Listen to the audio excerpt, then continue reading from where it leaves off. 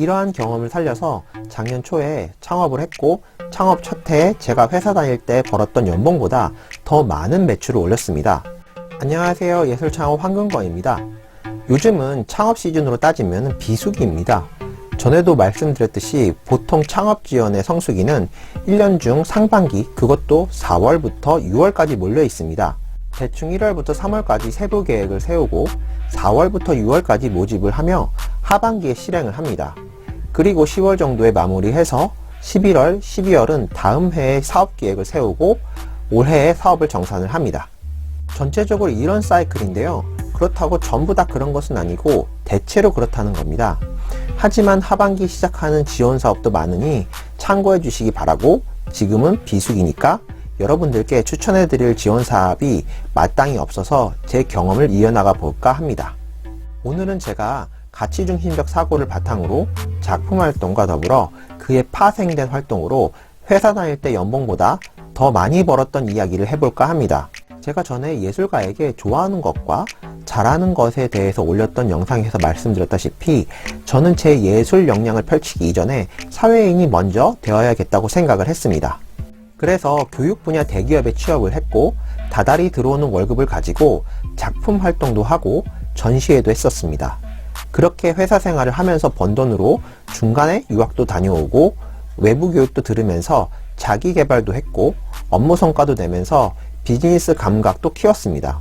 이러한 경험을 살려서 작년 초에 창업을 했고, 창업 첫 해에 제가 회사 다닐 때 벌었던 연봉보다 더 많은 매출을 올렸습니다.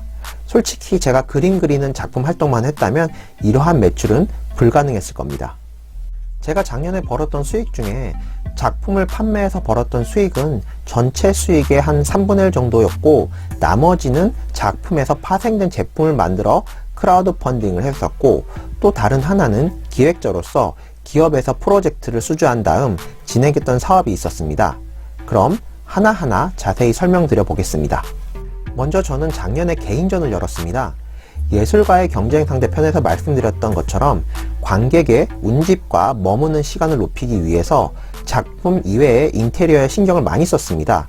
그랬더니 관람객들이 오셔서 사진도 찍고 SNS를 통해 바이럴 해주시다 보니까 그것을 보고 기업에서 연락이 와서 테마파크에 설치될 수 있었습니다. 또한 전시 중에도 한 기업의 오너분이 오셔서 작품에 대한 의미가 좋다면서 직원들을 위해 구입해 주셨고, 기업 프로젝트의 기획자이자 작가로 참여해서 작품이 설치되는 등 오프라인 전시를 온라인으로 연결시켜 홍보 효과를 톡톡히 본 셈입니다. 이것을 마케팅에서는 O2O라고 배웠습니다. 두 번째는 작품의 컨셉을 강조해서 만든 아트 굿즈를 크라우드 펀딩에 참여해서 낸 수익입니다. 여기서 가치중심적 사고를 10분 활용했습니다. 그냥 예쁜 그림을 그리는 작가, 화려한 그림을 그리는 작가를 넘어서 대중에게 컨셉이나 메시지를 전하는 작가가 되기 위해 노력을 했습니다. 자존감을 주제로 작품을 했었는데요. 인생이라는 무대 위에 언제나 나 자신이 주인공이라는 메시지를 전하기 위해서 로고를 만들고 이러한 로고가 새겨진 아이템을 만들어 펀딩을 진행을 했습니다. 그리고 이러한 펀딩을 상반기에 한 번, 하반기에 다른 작품으로 한 번, 이렇게 2번 진행을 해서 수익을 창출했습니다.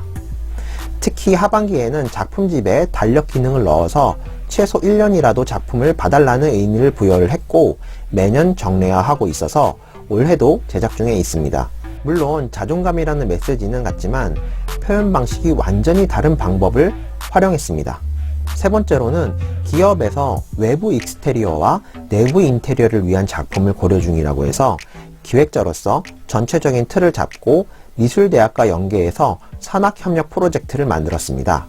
그리고 그 프로젝트의 기획자이자 작가로 참여해서 작품 외 수익을 올렸습니다.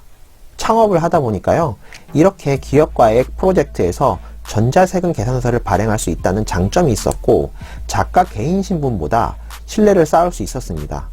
만약에 창업을 하지 않고 제가 개인 신분이었다면은 기업 프로젝트는 고사하고 미술대학과 산학협력도 불가능했을 겁니다. 이렇게 창업을 하고 브랜드를 만들어서 매출을 올리기도 했지만, 개인적으로 아르바이트도 하고 미술 공모전에 선정이 되면서 매출 이외의 소득을 올리기도 했습니다. 이처럼 예술가로 보통 할 수 있는 작품 활동과 더불어 다양한 방법으로 수익을 창출했는데, 저는 아이템 개발이나 기획도 별개로 두지 않고 이것도 하나의 예술활동, 즉 창작활동이라고 생각을 했습니다.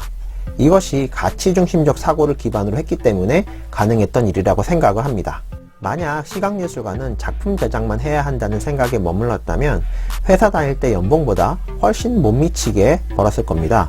하지만 대중에게 전하고 싶은 가치를 중심으로 다양한 방식을 사용해서 어필을 하니까 많은 시너지를 낼 수 있었습니다.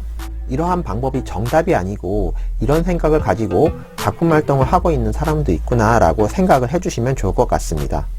하지만 저는 이러한 과정을 통해서 제가 하고 싶은 작품 활동에 더 많이 매진할 수 있었고 아르바이트나 파트타임 같이 많은 시간을 할애하지 않아도 됐기 때문에 앞으로 이러한 방식을 지속해 볼 생각이고, 여기서 어느 정도 성과가 나온다면 그 방식을 여러분들께 공유해 드려 볼까 합니다. 올해는 작년에 했던 사업들을 더 발전시키고 예술창업 황금거래 같은 플랫폼 서비스나 컨텐츠 사업을 전개하고 있어서 다각화에 힘쓰고 있습니다. 그 결과 다양한 지원 사업에 선정이 돼서 아이템에 제 의견이 더 잘 반영되기도 했습니다. 이것도 나중에 기회가 되면 이야기해 드리겠습니다. 오늘도 예술가로서 기존의 창작 방식을 넘어선 제 경험에 대해서 이야기를 해봤는데요.